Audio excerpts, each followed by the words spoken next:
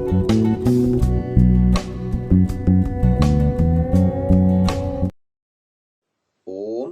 नमस्ते जी।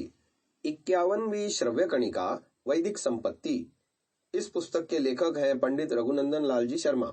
पुस्तक का संपादन किया है स्वामी जगदीश्वरानंद जी और प्रकाशित है पुस्तक आध्यात्मिक शोध संस्थान नई दिल्ली द्वारा। प्रथम खंड में ज्योतिष द्वारा युगों की गणना की बात चल रही थी। गत श्रव्य कणिका में हमने आपको बताने का प्रयास किया कि कैसे अनेकों प्रकार के सृष्टि संवत जो चलते हैं विश्व भर में, उसके आधार पर वेदों की उत्पत्ति का समय और मनुष्य उत्पत्ति का समय की बात कर रहे थे। तो आगे लेखक ने लिखा है कि बाबू उमेश चंद्र विद्यारत्न लिखते हैं कि सामवेद की आयु 1,00,000 वर्ष से कम नहीं है। सामवेदेर वयः क्रम लक्षवत्सरेर न्यून हाइबेना। ये मिलता है लेख हमको मानवेर आदि जन्मभूमि पृष्ठ संख्या 28 में। पावगी महोदय लिखते हैं कि इस विषय में भूगर्भ शास्त्रियों का मत है कि मनुष्य प्राणी तृतीय युग में पैदा हुआ। हमारे ऋग्वेद के ऋषि तृतीय युग में थे। तृतीय युग के पश्चात ही हिमयुग आया। हिमयुग 2 बार हुआ है। इन हिमयुगों के समय में ही पाषाण युग आरंभ हुआ। पाश्चात्य विद्वानों का मत है कि पाषाण युग के शुरू हुए 2,40,000 वर्ष हो गए हैं। इस विषय में पाद टिप्पणी आ रही है आर्यावर्तातील आर्यांची जन्मभूमि पृष्ठ संख्या 76 में। लिखा है, मानवी प्राणी तृतीय युगांत उत्पन्न झाल्याविषयी भूस्तर शास्त्रज्ञांचे मतैक्यच असल्याचे दिसते। आमचे ऋग्वेदर्षी तृतीय युगातले होत। तृतीय युगांतर हैमयुग उद्भवले। ही हैमयुगे 2 असल्याविषयी काही भूस्तर शास्त्रज्ञांचे मत असून या दरम्यानच्या कालांत म्हणजे हैमयुगांतर कालांत जे अश्मयुग अथवा पाषाण युग सुरू झाले त्यालाच 2,40,000 वर्षे होऊन गेली असे पाश्चात्य शोधक लिहितात। अविनाश बाबू कहते हैं कि ऋग्वेद के प्राचीन सूक्त उस समय बने जिस समय राजपुताने और युक्त प्रांत में जहां गंगा बह रही है समुद्र लहरा रहा था। वह टर्शेरी युग था। उस समय का अनुमान आज से 3-4 लाख वर्ष पूर्व का किया जा सकता है।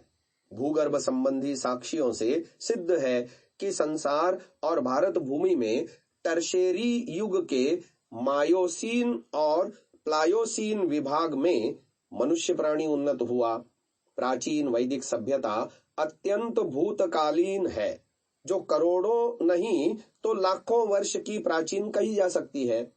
मैंने वेदों की जो इतनी भूतकालीन प्राचीनता लिखी है, संभव है कि वैदिक विद्वान उस पर नाक भौं चढ़ावे, परंतु मेरे सिद्धांत भूगर्भ शास्त्र के अनुसार है। अतः ये उन्हीं के साथ या तो गिर जाएंगे या स्वीकृत होंगे। इन्हीं सब कारणों से सर्वसाधारण की यह मान्यता पुष्ट होती है कि वेद नित्य, अपौरुषेय और ईश्वर प्रदत्त हैं। पाद टिप्पणी इस विषय में आती है, as some of the ancient hymns of the Rigveda contain evidence and indication of a different distribution of land and water in Sapt Sindhu. We are compelled to go back to that ancient time when such a distribution actually existed.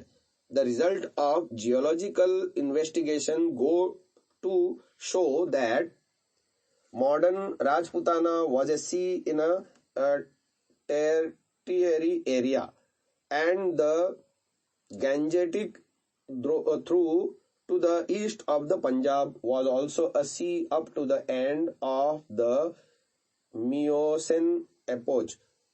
As there are distinct references to these seas in some hymns of the Rigveda, we cannot help assigning their age to that epoch which lasted till more than 300,000 or 400,000 years ago.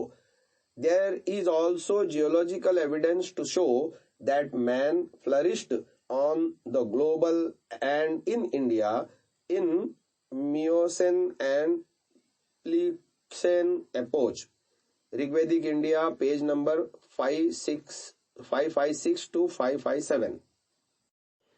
यहां तक हमने इन नवीन ढंग से खोज करने वाले भारतीय विद्वानों के मत से देखा कि वेद लाखों वर्ष के प्राचीन सिद्ध होते हैं। वेदों की यह दीर्घायु इन विद्वानों की ओर से प्रतिपादित होना बड़े संतोष की बात है। इस पुण्य कार्य के लिए सबसे प्रथम तिलक महोदय का ही नाम उल्लेखनीय है।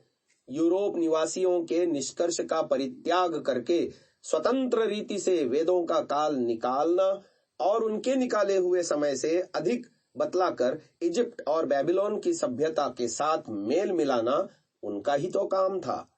उनका यह अन्वेषक पंथ उत्तरोत्तर बढ़ रहा है और आशा है कि आगे यह मंडल वेदों की वास्तविकता तक शीघ्र पहुंच जाएगा। किंतु दुख के साथ कहना पड़ता है कि उक्त महाशयों ने जिन प्रमाणों से वेदों का यह समय स्थिर किया है वह उन प्रमाणों से सिद्ध नहीं होता, क्योंकि वेदों में इतिहास नहीं है। दास बाबू ने आर्यों का निवास सप्त सिंधु में माना है। वे कहते हैं कि सप्त सिंधु पंजाब के आसपास था। वेदों के 3-4 मंत्र से वे उस समय की कल्पना करते हैं और कहते हैं कि जिस समय सरस्वती नदी राजपुताने के समुद्र में गिरती थी उस समय को हुए लाखों वर्ष बीत गए। नाना पावगी आर्यों को पंजाब की सैंधव श्रेणी में बतलाते हैं और कहते हैं कि वेदों में सोमलता का वर्णन है और सोमलता हिमालय पर होती है, इसीलिए आर्यों की उत्पत्ति सप्त सिंधु में हुई।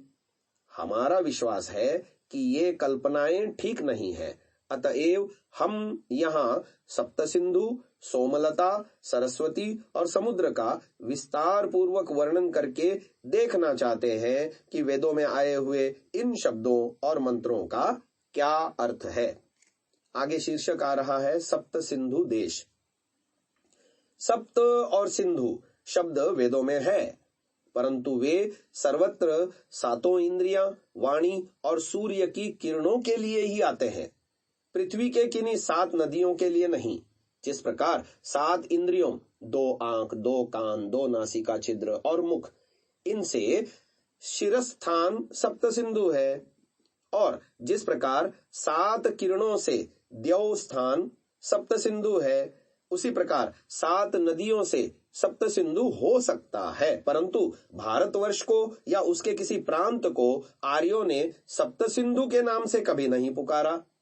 पंजाब प्रत्यक्ष ही 5 नदियों से बना है। रहा सिंध प्रदेश, वह आज तक केवल सिंध ही कहलाता है, कोई उसे सप्त सिंधु नहीं कहता। सिंध का संबंध बलूचिस्तान, ईरान और अरब से रहा है और वहां स को ह बोलते हैं, इसीलिए उस प्रांत का नाम सिंधु से सिंध और सिंध से हिंद हो गया, और उस पर से ही सारे देश का नाम भी हिंद कहलाने लगा। परंतु उसको कभी किसी ने सप्त सिंधु नाम से नहीं पुकारा। हाँ, पारसियों के यहाँ हप्त हिंद का वर्णन है, परंतु किसी को अब तक पता नहीं है कि वह क्या वस्तु है और कहाँ है। पहले आर्यों की बस्ती यहाँ से फारस तक थी। फारस वाले ही सिंधु देश को हिंद कहते थे। वही लोग सिंधु देश से पूर्व बसने वालों को पूर्वी हिंदू और अपने को पश्चिमी हिंदू कहते थे। तभी से सिंधु देश हिंदू कहलाने लगा। उनके यस्त नामक ग्रंथ के 10/104 में लिखा है कि मिथ के लंबे हाथ उनको पकड़ लेते हैं और उसको धोखा देते हैं। जब पूर्वी हिंदू में होते हैं तब मिथ उन्हें पकड़ लेता है, और जब पश्चिमी हिंदू में होते हैं तब उन्हें मार डालता है। इसी प्रकार सरऔश की प्रशंसा करते हुए कहते हैं कि जब पूर्वी हिंदू में हो तब भी वह अपने शत्रु को पकड़ लेता है, और जब पश्चिमी हिंदू में हो तब भी उसे मार डालता है। यहाँ भी पूर्वी और पश्चिमी हिंदुओं का वर्णन है, सप्त सिंधु या हप्त हिंद का नहीं। यह हप्त हिंद की कल्पना पारसियों की ही है, भारतीयों की नहीं। वेदों के पदपाठ में सप्त से संबंध रखने वाले सप्तऋषयः, सप्ताश्वः आदि अनेकों शब्द हैं, परंतु सप्त सिंधु एकत्र नहीं है। इससे प्रकट होता है कि यह शब्द रूढ़ नहीं है। वेद के जिन मंत्रों से लोग सप्त सिंधु सिद्ध करते हैं उनमें 7 किरणों का ही वर्णन है। वेदों में किरणों का विज्ञान प्रचुरता से आया है। नदियों के वर्णन में इस विषय पर हम बहुत कुछ लिख चुके हैं, परंतु यहाँ भी उचित समझते हैं कि उसका थोड़ा सा वर्णन कर दें। इस विषय में आगे के प्रमाण हम कल की श्रव्य कणिका में सुन पाएंगे। आज इसे यहीं विराम देते हैं। ओम।